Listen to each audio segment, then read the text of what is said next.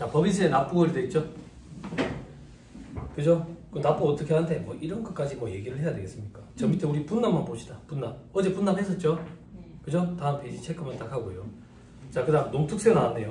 농특세. 첫 번째 줄에 조세특례 제한법에 의해서 다음에 감면 혜택을 받는 법인은 법인세를 신고 납부하는데 법인세 납세지에 농특세를 신고 납부해야 된다. 농어촌 특별세 어제 잠깐 얘기했죠? 그죠? 농어촌 특별세는 몇 프로 내는데 밑에 사식에 보시면 20%라고 돼 있어요. 근데 밑에 별표시에 최저세 적용으로 감면 배제된 금액을 제외해야 돼 있죠. 그 밑에 세액 공제액을 다음 사업연도 2월 이후 2월에서 공제하는 경우 해당 사업연도에 실제로 공제받은 세액에 대해서 농특세를 부과. 자, 요 얘기만 잠깐 하고 넘어가고. 자, 올해 내가 납부세액이 산출세액이 1,000만 원인데 아 운이 좋게도 1,000만 원 다 감면 대상이야. 그럼 내 세금이 없지. 근데 최저세에 걸려가지고 최저세 600이래. 그럼 실질적으로 감면 받은 건 400이잖아. 400에 대해서만 올해 농특세 20%를 냈다고 얘기해. 나머지 600에 대해서는 내년에 감면 받을 때 농특세 20% 낸다고. 됐죠? 오케이. 다음 페이지 3번에 농특세 비과세 돼 있죠? 자, 괄호 1번에 동그라미 1번 창업 중소기업 세액감면, 동그라미 2번 중소기업 특별 세액감면. 여러분들 항상 보시는 게 이거죠? 그죠? 이거 농특세를 과세 안 한다고. 그래서 여러분들이 농특세 볼 일이 조금 드문 거예요. 자, 다음 페이지 괄호 2번 세액공제, 연구민 인력개발비 세액공제, 동그라미 4번에 전자신고 세액공제. 이런 것들도 농특세가 비과세된다. 전자신고 세액공제 뭐 이거 가지고 지금 또 이제 국회에 상정이 되어 있어가지고 세무사회에서 또 움직이고 있습니다. 서명운동 해가지고 저도 서명했거든요. 세무사 등 전자신고하면 우리 세액공제 해주는 거 있잖아. 그거 지금 국회에서 없애는 걸로 안이 올라가 있거든. 그래가지고 세무사회에서 지금 단체로 서명운동하고 그래 하고 있어요. 전자신고 세액공제는 말로만 조금 조지고 갈게요. 여러분 납세자가 법인세 신고를 직접 한대. 그럼 전자신고 세액공제 얼마 해줍니까? 그런 걸 본 적이 없어요. 2만 원이죠. 소득세 신고를 납세자가 직접 한대. 전자신고 세액공제 2만 원이죠. 부가세 신고를 납세자가 직접 한대. 10,000원. 확정신고 때. 그럼 확정신고 1년에 2번 하죠. 그럼 연간으로 따지면 2만 원이죠. 악으로 그렇게 맞춰놨어요. 서로. 됐죠? 넘어갑니다. 169페이지 지방소득세에 돼 있죠. 지방소득세는 그 얘기만 잠깐 하고 넘어갈게요. 저 밑에 3번에 법인 지방소득세 계산 시 세액감면 세액공제 적용 여부 돼 있죠. 기억나세요? 이게 몇 년이었지? 2014년이구나. 벌써 오래됐네. 예전에는 지방소득세를 법인세 산출세액에 그냥 10% 이렇게 했다고. 그죠? 근데 이제는 그렇게 안 하죠. 법인세 과표에다가 유를 곱한다고. 유를 어떻게 곱하는데 법인세 유의 10%. 9, 19, 21, 24니까 0.9, 1.9, 2.1, 2.4 이렇게 곱하겠네. 그지? 그거나 뭐 하자는 거야? 똑같은 거 아니야? 법인세법상 감면공제 혜택을 지방세 계산할 때는 적용을 안 해주겠다는 의미라고 그게. 그래서 과거에 비해서 지방세가 조금 더 많게 느껴지는 거지. 그러면 지방세는 감면공제세액 이런 거 적용 안 하나요? 지방세법에 따른 감면공제세액을 적용해 주는데 지방세법에는 지금 감면공제세액이 없어. 열거든 이게. 됐죠? 넘어갑니다. 쭉쭉 넘어가세요. 174페이지 로마조 6번에 특별징수 체크. 지방세는 특별징수라는 표현을 쓴다. 175페이지 요건 테크닉이라서 체크만 하고 넘어갈게요. 175페이지 제일 밑에 보면 법인 지방소득세 안 분돼 있죠. 그죠? 사업장이 둘 이상인 거야. 그러면 지방소득세 안 분한다고. 요거 해보셨죠? 여러분들 그 회계 법인이죠? 아니에요? 그러면 전혀 상관이 없네. 뒤에는요? 아니에요? 제가 지금 얘기하려고 했던 건 뭐냐면 이런 거거든. 회계법인처럼 세무법인도 있을 거 아니야. 세무법인도 보면 세무사가 5명 이상해야지 세무법인이 가능하거든. 근데 이게 독립처산제로 다 운영이 된다고. 다 놓고 다니는 그 얘기야. 근데 법인 형태로 운영이 되는 거지. 그럼 법인세를 내야 될 거 아니야. 법인세를 5명이서 나눠서 내야 될 거 아니야. 지방소득세도 5명이서 나눠서 낸다 그 얘기야. 그때 어떻게 안 분하느냐 이거야. 어떻게 안 분하느냐. 그럼 여러분들은 그런 걸 보신 적 전혀 없어요. 언니는 여기만 계속 있었던 건 아니잖아요. 다른 데도 있었었죠. 여기에 20년, 30년 이렇게. 그리고 이 언니 혹시 여기 사업장 가족 기업이요? 그런 건 아니에요? 그런 건 아니에요. 아니 세무사 사무실에는 가족 기업이 좀 많거든요. 아들내미가 이제 세무사, 아버지가 사무장, 어머니가 실장, 여동생이 직원. 전 세계 최고죠. 거기에 직원으로 일하고 싶지 않아요? 우리만 남이 너무 좋죠. 가족들. 아무튼 다시 돌아가서 그렇게 안분할 할 때 맨 밑에 산식에 보시면 그 밑에 있죠. 밑에 부모 있죠. 밑에 이제 종업원수로 돼 있죠. 그죠? 왼쪽에 보면 밑에 보면 뭐 연면적이 돼 있죠. 그죠? 참고 삼아 지방소득세 안분을 할 때 종업원수랑 연면적이 변수가 된다. 그 정도만.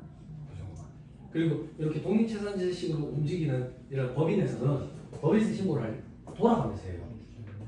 그 법인의 이제 주주인 세무사들끼리 모여가지고 추첨을 해요. 연초에 추첨을 할 때 가위바위보를 해요. 가위바위보를 해가지고 올해 법인 계산은 너그 사무실, 내년은 너그 사무실, 내후년은 너그 사무실 이런 식으로 나눈다고. 나누면 보통 거기 사무실에 맏언니들이 좀 맡아서 해줘요. 근데 이게 뭐가 문제냐면 우리는 저기 세무사를 쓸 때 저기는 더 줘주고 이러면 이제 이걸 엎을 때 짜증이 나죠. 그러면 재무제표를 생짜매기로 입력해야 돼요. 그런 일이 생겨요. 이게 서로 호환이 잘 안 되죠. 그죠? 제가 지금 갑자기 기억이 안 나는데 도전에서 세무사라는 건 되죠. 세무사랑에서 도전으로 안 되나? 일단 그렇죠 지금. 그죠? 근데 그런가 생각해보세요. 언니 한번 생각해보세요. 경영하지. 기술이 안 될까요 그게? 되겠죠. 그러니까 이런 게 세금 그게 좀 안타깝죠. 그죠? 왜 어디서 빵 터지는 거예요? 슬슬 이제 불쾌해지기 시작해. 외모 때문에 빵 터지는 거예요? 그죠? 저희 한번 먹으려고 해요. 아 누가요? 언니가. 아 그래요? 네 알겠습니다. 자 넘어가시죠. 자 다음 페이지 176페이지 제일 밑에서 네 번째 줄 중간에 4개월 체크 딱 하시고 그리고 나머지는 볼 거 없어요. 넘어가세요.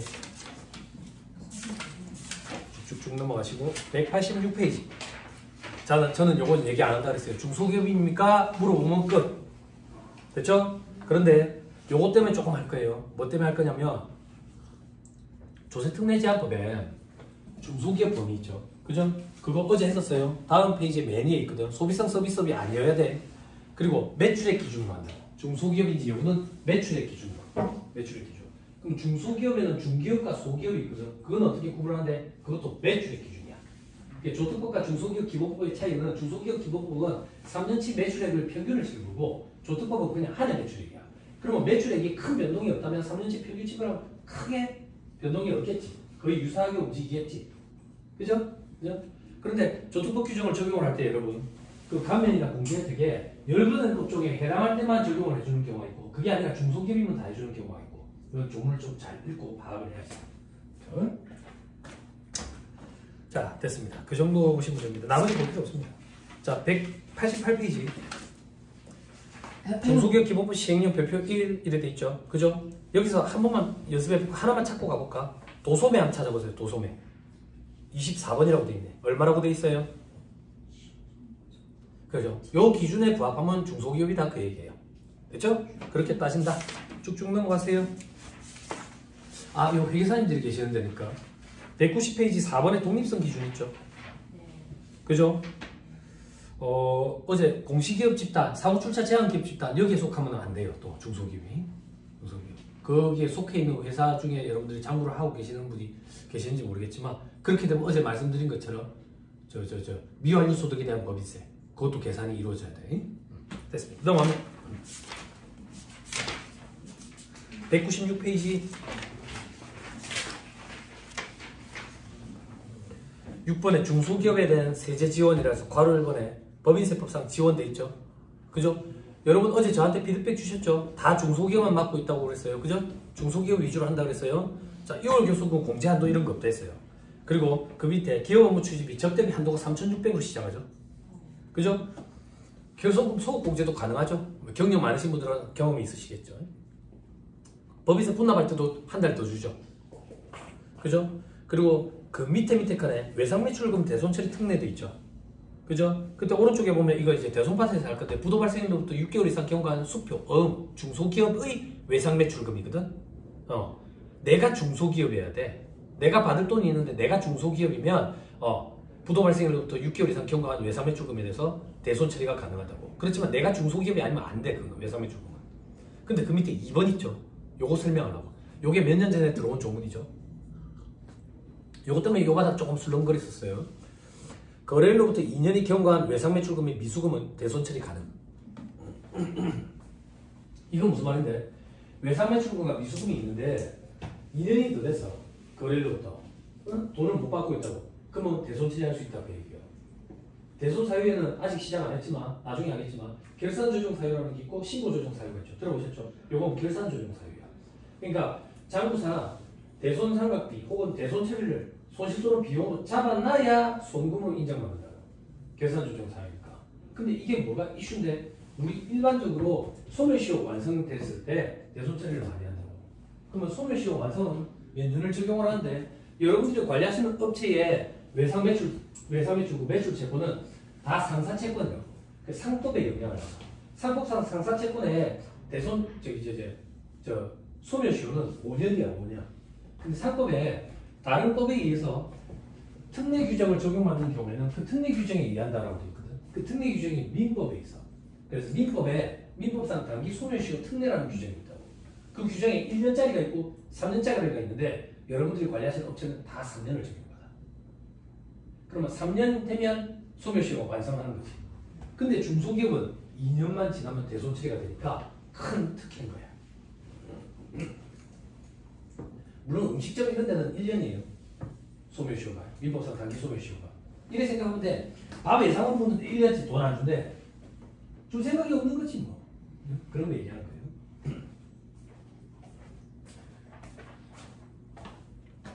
나머지는 다 3년이에요. 여러분들 사무실에 우리 미수 이래 얘기하죠. 근데 미수금이라고 얘기하면 안 되거든. 그걸로 먹고 사는 거기 때문에 매출채권이야. 매출채권. 그것도 3년이에요. 근데 안타깝게도 세무사들은 10년이에요. 10년. 왜 그런지 모르겠어요. 감정평가사들은 또 5년이에요. 사자들 이 채권 외상되는. 자, 그 밑에 직원에 대한 주택구입 전세자금 대여금 이렇게 돼 있죠. 그죠? 들어보세요. 어제부터 계속 얘기하고 있다. 뭐? 대표이사 가지금. 대표이사 가지금은 법인세법상 특수관계인에 대한 업무무관 가지금으로 불이익이 된다고. 어떤 불이익? 인정이자 계산한다. 지급이자 송금을 사입한다. 대손충당 설정 대상 채권에서 배제되더라. 대손금을 송금 사입도 안 되더라. 대손금뿐만 아니라 처분 손실, 평가 손실, 감모 손실, 감액 손실, 손상차손, 계절과목 상관없이 송금으로 인정이 안 돼. 그러면 법인세법상 특수관계인에 대한 업무무관 가지금에 해당하면 그런 불이익들이 있다 그 얘기야. 법인세법상 특수관계인에 대한 업무무관 가지금의 범위에 그거 말고 또 다른 것들도 있다고.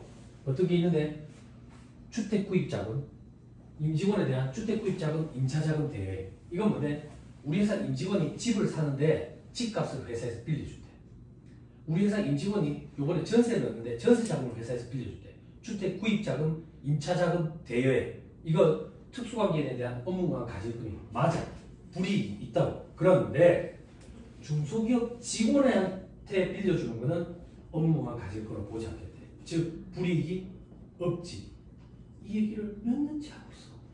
이게 중소기업에서 만약에 복지 혜택으로 쓴다면 진짜 큰 복지 혜택이 될 거야. 직구입자금 빌려주는 거지. 그지? 그래놓고 나중에 시세 차익도 나고 막 이럴 거 아니야. 얼마나 좋아. 그지? 불이익도 없고. 아니 취직할 데가 없어가지고 취업난에 시달린다며. 근데 중소기업은 구인난 시달리잖아. 응? 이런 걸 하면 참 좋다고. 대기업체들 학생들한테 야 왜 대기업 가려고 그러냐? 돈 때문이냐? 그러면 아니 복지 혜택 때문인데요. 어떤 복지 혜택? 그럼 말을 못 해. 그냥 어디서 주워들은 복지 혜택 이런 소리 많은 거야.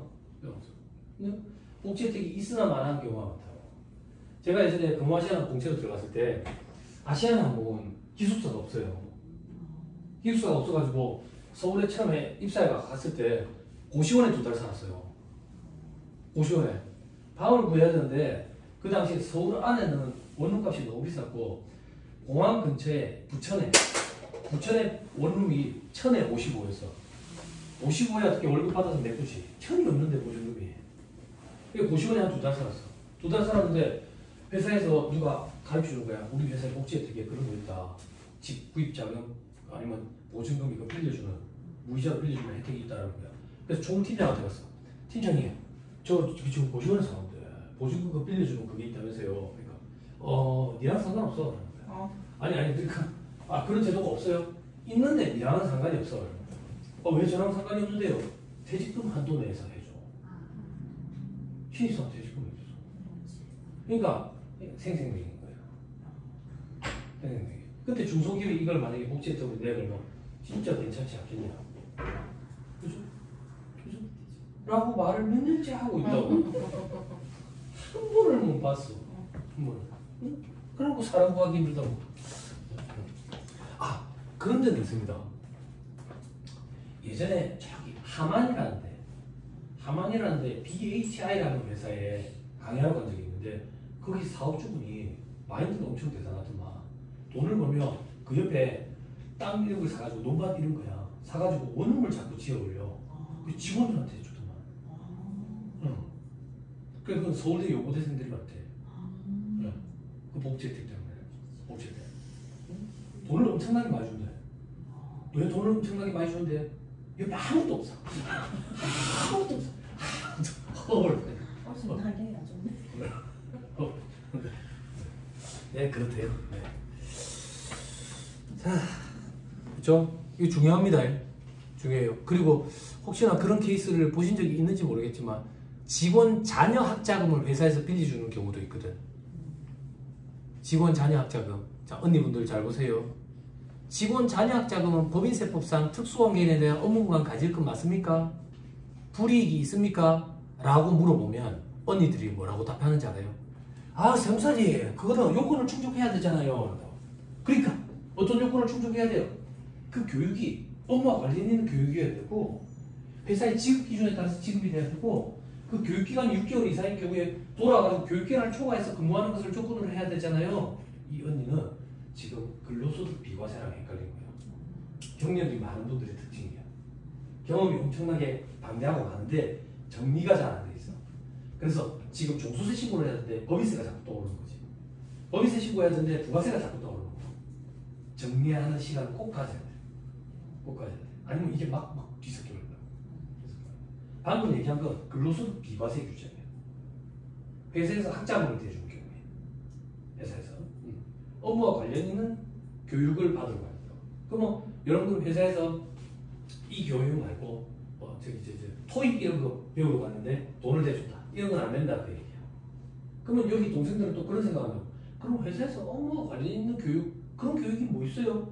일반 직장 생활하면 한국능률협회라든지 한국생산성 공부 이런 데서 실무 관련 이런 교육 이런 것들을 한다고. 네, 그런 거 보내준다.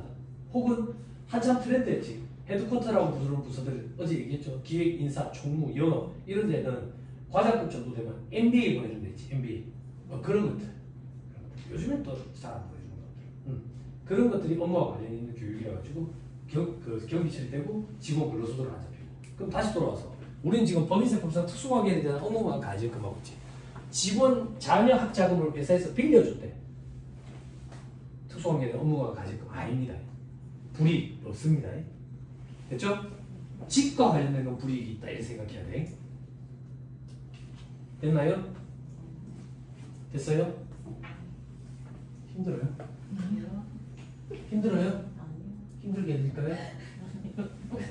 네, 언니분들 계시니까 조금 어려운 거 얘기 조금만 해볼까요? 이게 사택이 문제예요. 기숙사. 그게 무슨 말인데 우리 회사에 사택 기숙사가 있으면 참 좋지. 직원들 복지 혜택으로. 그거에 대해서는 회사가 월세를 대주거나 마찬가지지. 근로소득을 보지 않는다고. 근데 우리 회사가 서울에 사택 기숙사가 없대. 땅값이 비싸서. 그런 경우에 회사가 아파트 같은 걸 계약을 한다고. 오피스텔 같은 걸 계약을 한다고. 그래서 직원들이 거기 기숙사처럼 이용을 하는 거지. 그러면 회사가 월세 내줄 거 아니야? 그지? 업무가 가질금으로 보지 않아. 그럼 또 직원한테는 근로소득으로 보지도 않아. 됐어요? 됐나요? 자, 가정하는 거야. 우리 회사는 서울에 있어. 근데 요번에 부산의 지방에 현장이 생긴 거야. 직원들을 그쪽으로 보내야 되는데 이 현장에서 일이 한 3년 이루어질 것 같아. 3년 이루어질 것 같아. 그래서 거기에 방을 좀 구해야 돼. 그러면 회사가 거기 임대사업자를 만나가지고 법인 명의로 임대차 계약서를 쓰고 직원이 거기서 숙식을 하면 회사가 월세 대주는 거에 대해서는 업무만 가지금 아니라고. 근데 문제는 뭐냐면 그 임대사업자가 법인이랑 계약을 안 하지. 소득이 들어가니까. 소득이. 부산이라서 그런 게 아니라 서울도 지금 그래. 지금도 그래. 계약을 안 하지. 그럼 임대사업자는 누구랑 계약을 하는데 그 직원이랑 계약을 하는 거야. 그러면 직원이랑 계약하고 회사가 월세 대주는 거 있지. 이건 근로소득이에요. 과세돼요.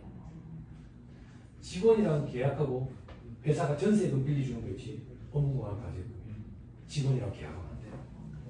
직원이랑 무조건 법인이랑 계약이 이루어져야 돼. 아시겠죠? 그죠? 오케이. 자, 그 정도 보시면 될 것 같아요. 자, 그 다음 바로 이번에 뭐 조특법상 내용 되죠? 창업 중소기업 세액가면 중소기업 특별 세액가면 저 밑에 보니까 연구비 인력개발비 세액공제 이런 거. 자, 넘어갑시다. 201페이지. 소기업과 중기업의 구분. 요것도 매출액 가지고 따진다. 여기도 도소매만 한번 찾아보고 갑시다. 저 밑에 32번 한번 보세요. 그죠? 자, 그 다음 넘어가시고 203페이지. 203페이지에 중소기업 회계처리 특례를 했죠. 여러분들은 이미 이걸 적용하고 계세요. 그죠? 그때 2번 한번 보세요. 2번에 두 번째 칸 시장성 없는 지분주권의 평가돼 있죠. 시장성 없는 지분주권은 평가 안 하고 취득원가를 그대로 그냥 냅둬도 된다 그 얘기예요. 장부에다가. 시장성 없는 지분주권이 도대체 뭡니까? 지분주권 주식 얘기하는 거예요. 시장성 없는 지분주권 주식이 뭔데요? 비상장 주식이라고 생각하시면 돼요. 비상장 주식은 그러니까 취득해서 갖고 있으면 그대로 있죠. 그런데 정신 나가지 않고 비상장 주식을 취득하는 경우는 없어요. 가족 말고. 그죠?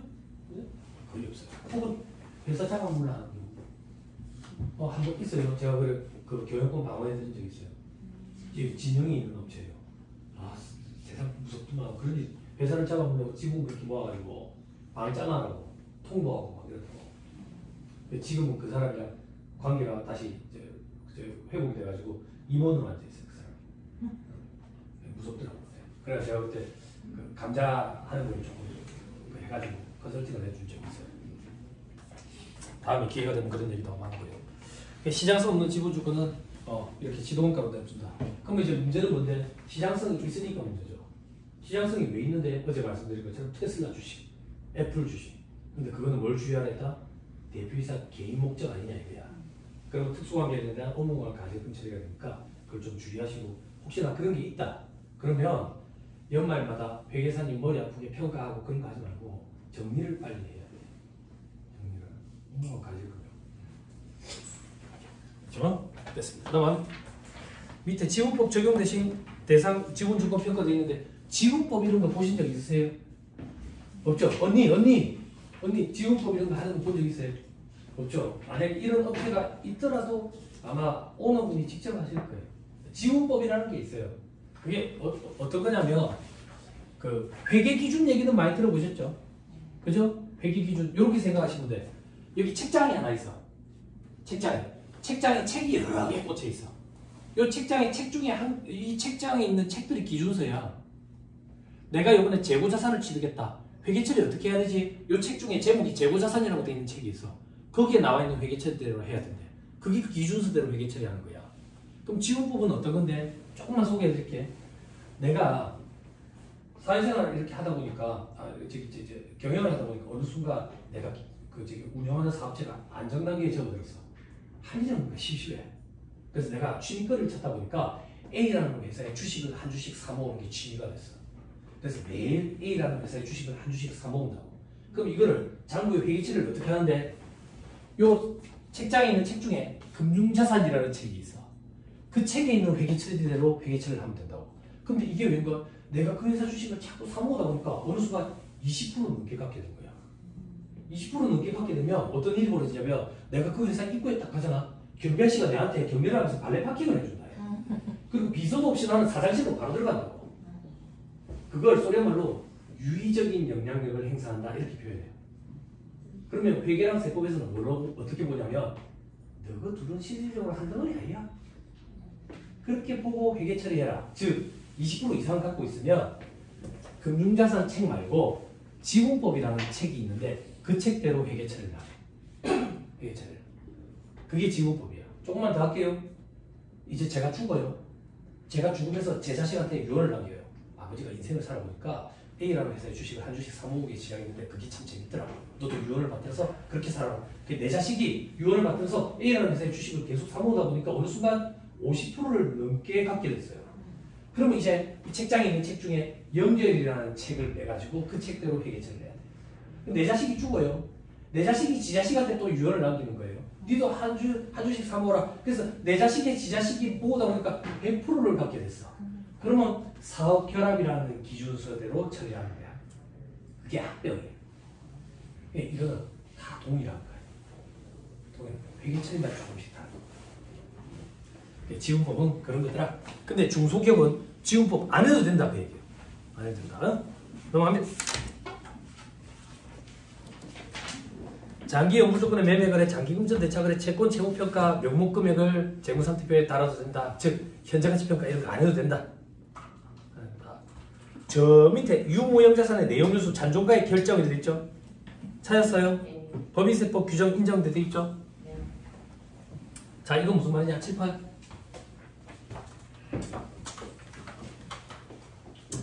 감가상각비 계산하는 산식 한 번만 써볼게요. 정액법에 의한 감가상각비 산식은 우리 다 알고 있잖아. 정액법 n분의 1 더치. 그죠? 감가상각비 디프리시에이션을 이렇게 쓸 거예요. 자, 취득원가. 여기서 뭘 빼죠? 잔존가치 빼지. 이걸 가지고 우리는 내용요소로 나누죠. 나누기를 곱하기로 바꾸면 분의 1이 돼요. 암기하세요. 자, 분의 1이 돼요. 내용요소 분의 1. 이렇게 하는 게 정액법이지. 1,000원짜리 샀다. 잔존가치가 200원이다. 그럼 800원 가지고 4년이다. 그러면 4분의 1씩 200원씩. 안 어렵죠? 안 어렵죠? 자, 이제 세법의 입장이야. 세법의 입장은 어떤데? 취득원가 얼마냐고? 취득원가? 돈 주고 사온 그게 취득원가지. 그럼 얼마 되겠네? 그죠? 얼마 되겠네? 그죠? 그럼 잔존가치는 뭔데? 내용주수대로 다 쓰고 공물상에 갖다 주면 받을 수 있는 돈. 그게 잔존가치지. 잔존가치. 됐죠? 내용주수는 몇 년인데? 5년이라고 가정할게. 잔존가치가 얼만데? 자, 사례를 드는 거예요. 집에 가는 길이에요. 공물상 아저씨랑 만났어요. 공물상 아저씨가 저한테 그래요. 삼촌아 어디 가는 길이고? 아, 사업에 쓸 기계장치 하나 사가지고 집에 가는 길입니다. 삼촌아 몇 년 쓸 건데? 5년 쓸 거예요. 그럼 5년 쓰고 나서 내한테 갖고 와 팔아. 내가 100만 원 쳐줄게. 그때 그 100만 원이 잔존가치라고.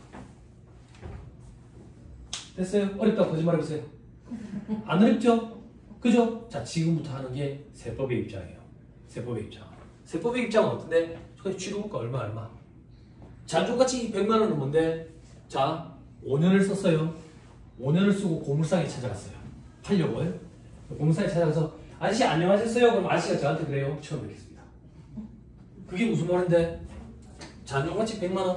망구 내 생각이다. 그 내용요소 5년, 닦고 조이고 기름집을 7년 써요.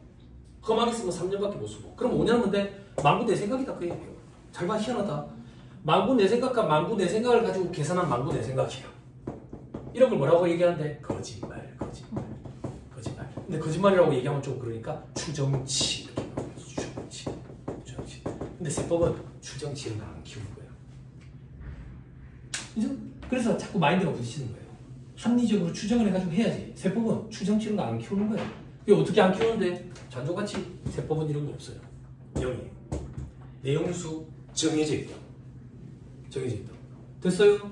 그럼 회계는 어떻게 하는데? 잔존가치 최선을 다해서 합리적으로 추정해서 한다. 내용수도 최선을 다해서 합리적으로 추정해서 한다고. 그럼 회계상 계산한 감가상각비랑 세법상 감가상각비 금액에 차이가 생기겠죠. 그럼 세무조정 사항이 생기겠죠. 그죠? 중소기업 너거는 전문 인력이 부족하니까 번거롭게 그렇게 하지 말고 처음부터 세무조정 사항이 안 생기게 세법에 나온 금액으로 해도 된다. 그게 지금 요 중소기업 회계처의 특례예요. 그래서 여러분들이 감가상각비 명세서 조정에 들어가지고 계산해가지고 그거를 전표 조성을 시켜가지고 하는 거예요. 원래는 합리적으로 추정을 해야 된다고. 그 여러분들 한도 초과 이런 거 발생 안 하잖아. 원래는 이렇게 발생을 한다고. 됐죠? 편하게 하고 있는 거예요. 그리고 밑에 칸에 법인세 비용 어제 말씀드렸어요. 이건 됐습니다. 넘어갑니다. 자, 이제 계정과목별로 살펴보자. 재무상태표로 되어 있죠? 잘 따라오세요.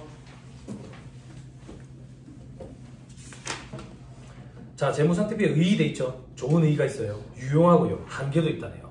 다음 페이지 보니까 기본 요소에 자산, 부채, 자본 모르시는 분 없죠? 넘어갑니다.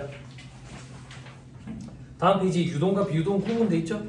그죠? 유동, 비유동 구분해가지고 비유동이었던 걸 유동으로 대체하는 걸 우리는 유동성 대체라고 하는데 사무실마다 달라요. 유동성 대체까지 시키는 사무실이 있고요. 대체를 안 시키는 사무실도 있는데 일반적으로 잘 안 해요. 넘어갑니다. 자본. 자, 214페이지. 로마자 3번의 기본 구조. 기본 구조가 탄탄하네요. 그죠? 그죠? 표시. 그죠? 표시 잘해야지. 그죠? 볼 필요 없다. 그 얘기야. 216페이지 3번 주석사항. 주석사항이 뭔데? 세상 살아가는 얘기 말로 풀어서 나오는 거. 그게 무슨 주석입니까? 주석은 이런 거예요. 친구 말을 듣고 100억짜리 땅을 샀다. 이게 웬걸 70억으로 곤두박질 쳤다. 가만 화면을 보고 있는데 눈물이 나더라. 이런 거. 이런 거에. 그렇죠? 친구 말을 믿고 비싼 술을 얻어먹었다. 제 자식이 보증을 사달라 해가지고 보증을 샀는데 어릴 때부터 친구니까 나를 배신하겠나? 그래도 혹시 모르니까 충당부채를 잡아야 될까? 뭐 이런 거. 이런 게 주석사항. 자, 217페이지 재무상태표 복잡더라. 넘어가면 219페이지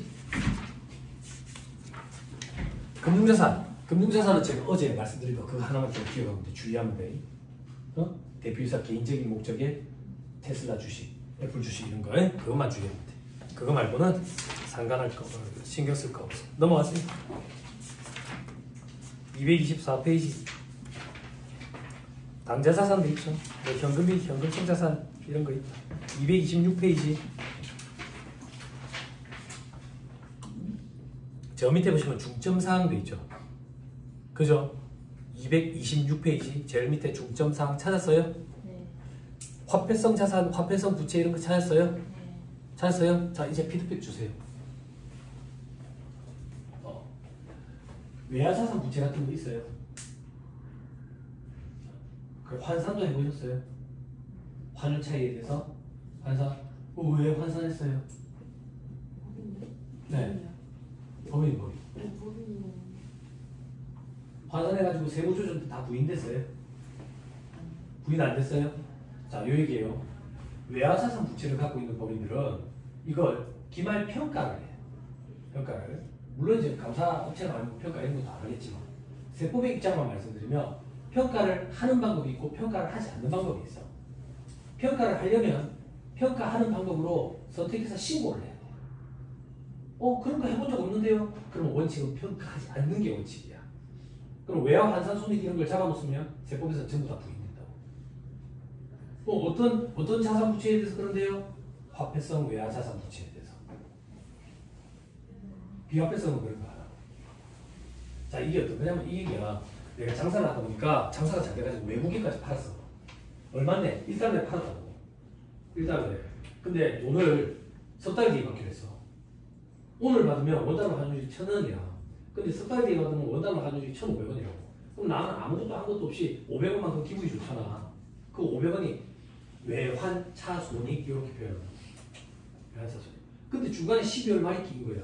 그럼 12월 말 기준에 환율로 환산을 해야 된다고. 그걸 외화 환산손익 이렇게 얘기한다고. 아마 여기 언니는 평가하는 방법 신고를 한 적이 없을 거예요. 근데 외환차손익이 있다는 얘기는 실제로 돈을 받을 때 손익이에요. 그건 세법에서도 인정이 돼요. 그런데 12월 말자로 환산한 거에 대해서는 세법에서 인정이 안 돼요. 자, 해줄게요.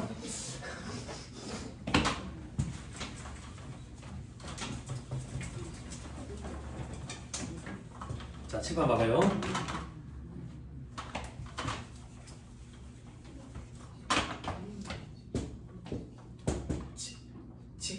11월이죠. 네. 그죠? 11월 1일 합시다. 자, 11월 1일에 1달러짜리를 팔아요. 1달러짜리 팔아요. 오늘 돈을 받으면 원달러 환율이 1,000원이에요. 근데 외상으로 했다고. 외상으로 해가지고 언제 받기로 했냐면 3월 말에 받기로 했어요. 3월 말에 받으면 원달러 환율이 1,500원이래요. 근데 우리는 12월 말이 끼어 있는 거예요. 12월 말에 원달러 환율이 1,200원이에요. 여기까지 됐어요? 됐어요? 그럼 우리가 갖고 있는 매출 채권이 지금 1,000원인데 12월 말이 되면 그 매출 채권은 화폐성 자산에 들어가기 때문에 외화 환산이 이루어진다고. 환산이 이루어지면 우리는 매출 채권 1,000원짜리가 1,200원으로 바뀌어. 1,200원으로. 그러면 가만 앉아서 200원만큼 기분이 좋죠. 이 200원을 외화 환산 이익 이렇게 불러요.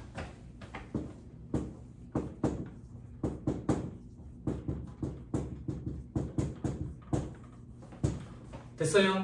됐나요? 요게 기말의 환율로 평가를 하는 방법이에요. 하는 방법. 그런데 법인세법은 이렇게 평가를 해가지고 이익을 계산해서 인정받고 싶으면 평가하는 방법을 선택해서 신고를 해야 돼요. 근데 일반적으로 그런 방법을 신고 안 해요. 신고를 안 하면 법인세법은 요게 인정이 안 돼요. 그래서 입금 불산이 마이너스 유보율이 됐다고. 근데 제가 현업에서 일을 하는데 인정이 되던데요? 그건 요때예요. 요때가 뭔데? 대금을 진짜 받았을 때, 상환이 이루어졌을 때, 요때는 세법도 인정이 돼요. 실현이 됐기 때문에. 큰일 났다. 어떡해. 뭘 어떡해. 세상에서 제일 무거운 게 눈꺼풀이라더만 그게 내 눈꺼풀이었네. 내 눈꺼풀에서 눈이 자글자글 한다고. 눈을 크게 뜨세요. 크게 뜨세요. 야, 이 자식아, 원래 눈이 작았어. 어제 눈 크기랑 달라요. 어제 뭐 하셨어요? 어제 뭐 하셨어요? 아, 왜? 이분이 좋았다는 얘기 아니에요. 제 눈은 지금 다른 데를 보고 있어요. 눈에 초점이 좀 안 맞아요, 제가. 자, 놀지 마세요. 자, 학원비 주시고 수학료 내고 졸려 오신 분 아무도 없죠? 그죠? 그런데 졸립죠? 졸리는 데는 두 가지 중에 하나예요. 첫 번째, 무슨 말인지 모르겠어요. 두 번째, 체력이 딸려서. 체력이 딸려서. 그죠? 저한테 피드백 주세요. 여기 시간 내서 여기까지 와서 졸려 오신 분 계세요? 없지요? 근데 졸립죠? 그죠? 도와드릴게요. 어떻게? 순식간에 졸음이 싹 따라가게 도와드릴 거예요. 근데 이게 부작용이 좀 있어요. 집에 가도 잠이 안 가. 내일 내가 여기를 다시 올 수 있을까? 응? 근데 어떻게? 내일은 가게 없어. 괜찮지? 아주 부끄럽게 만들어. 약속했어요. 네? 어차피까 이제 소문 들으셨으니까 네, 푹 쉬셔야 돼. 저도 직장생활 할 때 내일 교육이면 밤새서 술 먹었어요. 밤새서 술 먹고 교육장에 가서 호텔에서 자다가 이제 회사에 출근하면 팀장이 그래. 병화요 그 교육 어떻더노? 쓰레기던데. 뭐 아무것도 안 받았다니 책이 그랬던 기억이 나. 그래서 제 교육을 처음 들으시는 분들 보면 교육이라고 전날에 이제 술을 많이 드시는 그런 분들이 계셔. 지옥을 맛볼 거예요. 제가 엄청 빡세요. 엄청 빡세요. 응? 깨어나십시오. 간 때문이니까. 제 때문에 간 때문에. 자, 봅시다. 아니 앞에서 보고 있는데 너무 안쓰러워서 그래요. 그죠? 졸음이 오는데 이제 막 참으시려고 눈을 이렇게 하는데 눈이 되게 무서워요. 사람이 검은 자가 보이고 흰 자가 보이면 엄청 무서워. 자, 다시 돌아가죠. 저 언니가 보신 거는 아마 요걸 거예요. 요때 손익은 상환 손익이라고 그래요. 상환 손익은 실제로 실현이 된 걸로 봐가지고 세법에서도 인정이 돼요. 세법에서도. 그럼 얼마가 인정이 실현이 된 건데 세법에서는 500원 인정이 된 거예요. 500원. 그럼 회계처리는 어떻게 하는데 이 500원을 외환 차익 이렇게 써요. 외환 차익과 외화 환산 이익은 달라요. 외환 차익은 실현이 됐을 때, 외화 환산 이익은 기말의 환율로 평가를 했을 때. 그런데 여러분들이 일을 할 때 조금 힘들 수 있는 부분이 회계사님들이 계시는 데서 왔으니까 IFRS 있지. IFRS는 용어를 구분하지 않고 둘 다 외환 차익이라고 써. 제가 지금 써드린 건 일반 기업의 기준이야. 그러면 여러분들 내역을 파악을 해야 되는 그런 문제가 좀 생기는 거지. 아마 언니가 그 세부 추적 없이 이익을 이시겠다라는 거는 분명히 저 외환 차익일 거예요. 저희 신청해가지고. 신청을 했어. 엄청 부지런하시네. 진짜. 여태까지 강의하면서 신청해가지고 외환산이 인식하는데 처음 보는데. 엄청 부지런하시는 분. 제 추측에 이런 언니분들은 감가상각 할 때도 0.451이 아니라 0.528을 적용할 것 같은데. 아, 그렇진 않아요. 네, 알겠습니다. 우리가 5년 정률을 적용할 때 무조건 5년 정률을 적용해야 되는 건 아니잖아. 플러스 마이너스 25% 범위 내에서 선택 가능합니다. 그럼 4년에서 6년 선택 가능한데 4년을 선택하면 1년 땡겨서 감가상각 떨어물 수 있지. 4년 정률이 0.528이거든. 그래서 부지런을 뜨시는 분들이 0.528로 감가상각 뜬다. 이런 업체도 있긴 있어요. 그래요? 여기 언니는 엄청 부지런하십니다. 이런 언니는 아마 가속상각 특례 규정 이런 것도 적용하고 계시죠. 근데 여러분 이게 이렇게 하는 게 이 언니의 업무 영역의 캐파가 넓어지는 거거든요. 그리고 이렇게 하는 게 그 사업주를 위하는 거거든요. 사업주. 근데 우리는 이제 자꾸 가성비라는 걸 따지게 되죠. 가성비라는 걸 좀 따지게 되는데 그런 걸 자꾸 적용해 보시면 본인의 커리어 더 많이 쌓여요. 그러면 이제 제가 동생들한테 항상 하는 얘기인데요. 경력이 짧은 동생들한테 언니는 공감하실 것 같은데 일이 겁이 나면 안 되거든요. 일이 겁이 나면 그때부터 참 괴로워요. 세무사나 회사랑 똑같아요. 일을 겁을 내면 굶어 죽어요. 굶어 죽어요. 그러면 경험을 해본 적이 있느냐? 경험해본 적이 어디 있어요? 이거밖에 없어요. 이거밖에 없어요. 간접 경험. 동생분들도 이걸로 간접 경험을 해가지고 일을 겁을 내면 안 돼요. 일을 겁을 내면 연봉 협상할 때 쭈뼛거릴 수밖에 없어요. 달라는 대로 말을 못해요. 얼마 달라고. 됐습니다. 선택해서 신고를 하시고, 그죠? 부산에 가서 일러줘야 되겠다. 부산은 왜 없습니까? 이렇게 대구에 있는데 이렇게. 됐습니다. 무조건 다 평가하는 건 아니고 우리 책에 있는 이 화폐성 자산 부채가 요것만 평가를 하는 거다. 됐죠? 그러면 저기 언니가 요거를 평가하시니까 제가 조금만 더 언급 드릴게요. 언니 화폐성 자산에 보시면 미수금 있죠? 네. 화폐성 부채에 보면 미지급금 있죠? 네. 그죠? 저 밑에 비화폐성 자산 부채에 보면 선급금, 선수금 있죠? 네. 그죠? 현업에서 일을 하시는 분들이 요걸 조금 힘들어하거든. 미수금, 미지급금은 화폐성인데 선급금, 선수금은 왜 비화폐성인데요? 이런 거 질문하시는데 요거에 대해서 이해를 하시려면 대학원에 가지고 교수님이랑 술 먹어서 얘기를 해요. 예, 그렇게 필요 없고 우리는 이렇게 생각하면 돼. 미수금은 뭐예요? 뭘 팔았는데 외상으로 팔았죠. 아직 돈을 못 받고 있죠. 미지급금은 뭐예요? 뭘 사왔는데 외상으로 사왔는데 돈을 아직 안 주고 있죠. 나중에 움직이는 게 뭐예요? 돈을 줘야 되고 돈을 받아야 되니까 나중에 움직이는 게 돈이죠. 선급금, 선수금은 돈을 먼저 주고 돈을 먼저 받았다. 나중에 움직이는 건 자산이지. 나중에 움직이는 게 돈인 게 화폐성이에요. 그러니까 그 돈이 변동을 칠까봐 걱정이 되는 거예요. 그렇게 생각하면 돼요. 됐죠? 됐습니다. 자, 눈 때문에 다 같이 좀 웃었죠? 그죠? 저는 앞에서 되게 무서웠거든요. 잠깐 쉬시죠? 쉬실 때 쉬는 시간에 엎드려 주무시지 마시고 계단을 오르락내리락 하시면 졸음이 좀 다른 거예요. 잠깐 쉬었다 가시죠. 나가.